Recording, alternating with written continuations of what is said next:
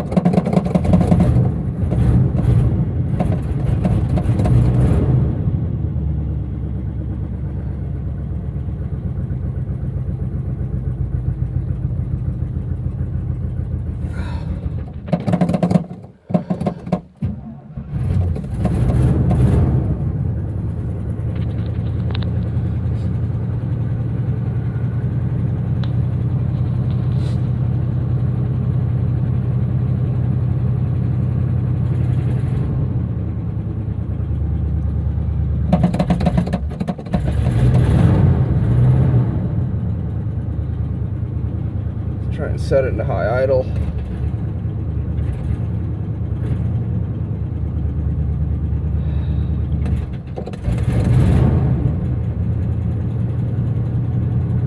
There we go. Crank the heater, the frost, windshield.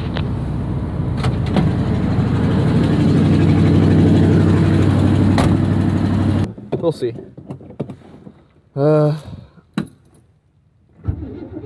I got lots of power. Let's crank this bugger up.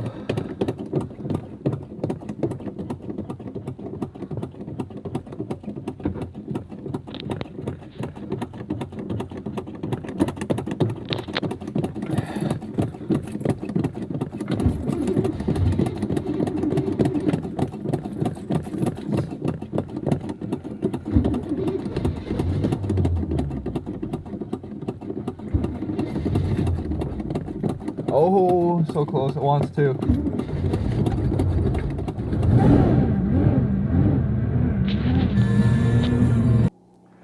So, as you guys can see, it is cold out here. Here's a screenshot of the weather network. Layer of ice just covering this Jeep right now. Back window's frozen. At least that's not frozen solid.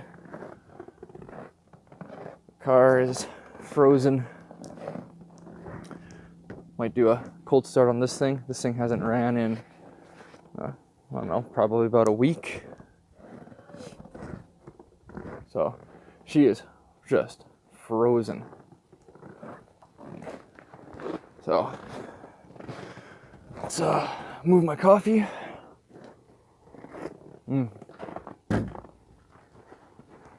And let's start this thing. Just grab my keys, unlock it, and that's gonna get a little loud.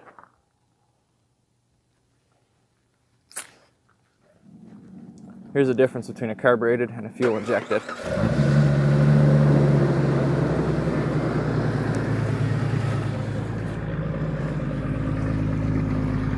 There you go.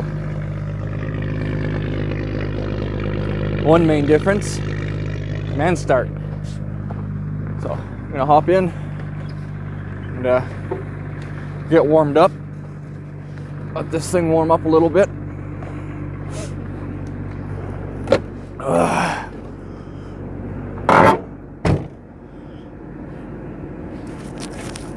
And as you can see,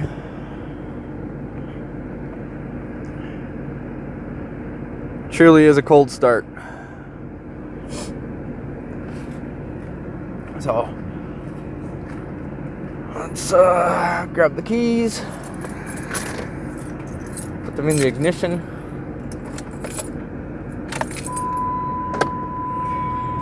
Shut that off. And we're just gonna let this thing warm up. So I'll probably come back in a couple of minutes when she is warm. One of the nice things about gas engines, fuel injected gas engines, sorry, is their ability to be reliable and faithful in very cold weather. Like, that's frozen. I don't know if you're going to be able to see the back window, or if I turn off the flash. Alright, well, turning off the flash didn't do anything, but back window is also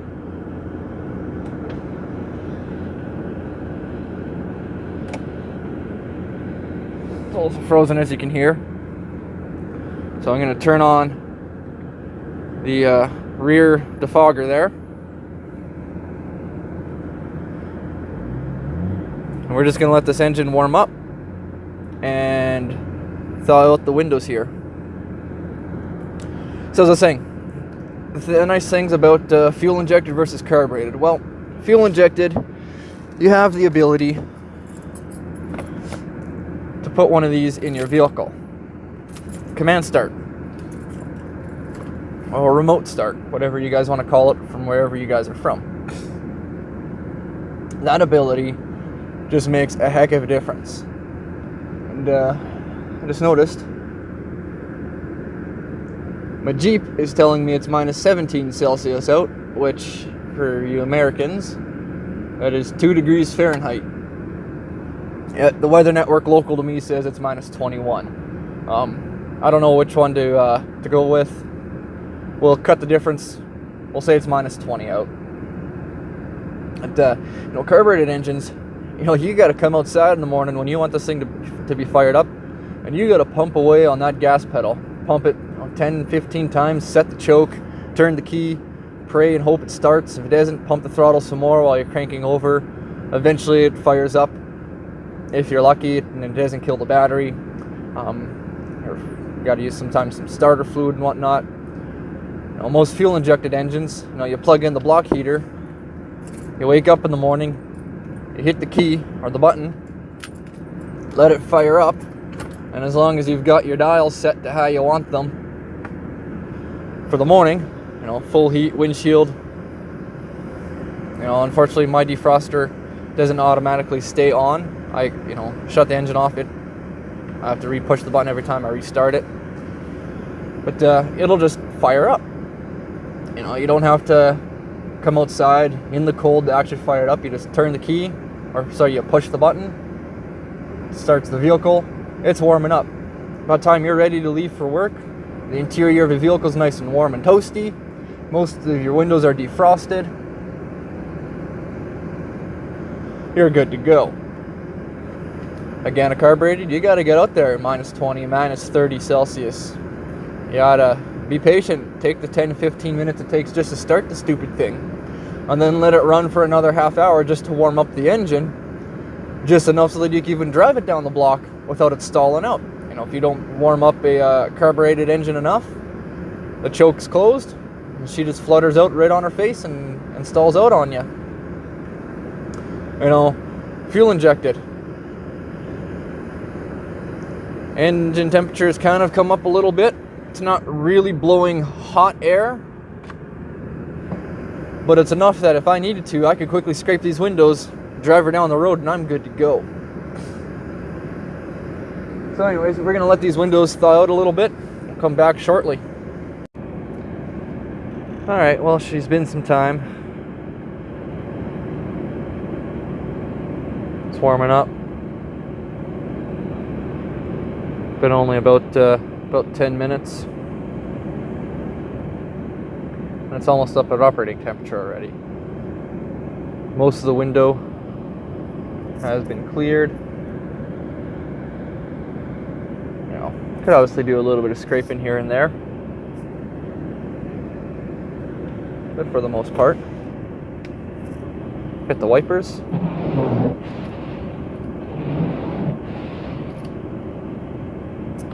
Maybe a little bit of bug juice.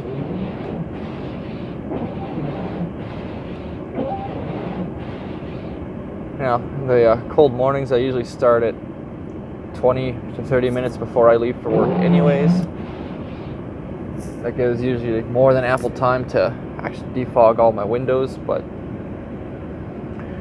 there you have it. Cold start of the ZJ, and a little bit of the differences between a carbureted and a fuel injected cold start. Hope you guys like this video. Catch you later.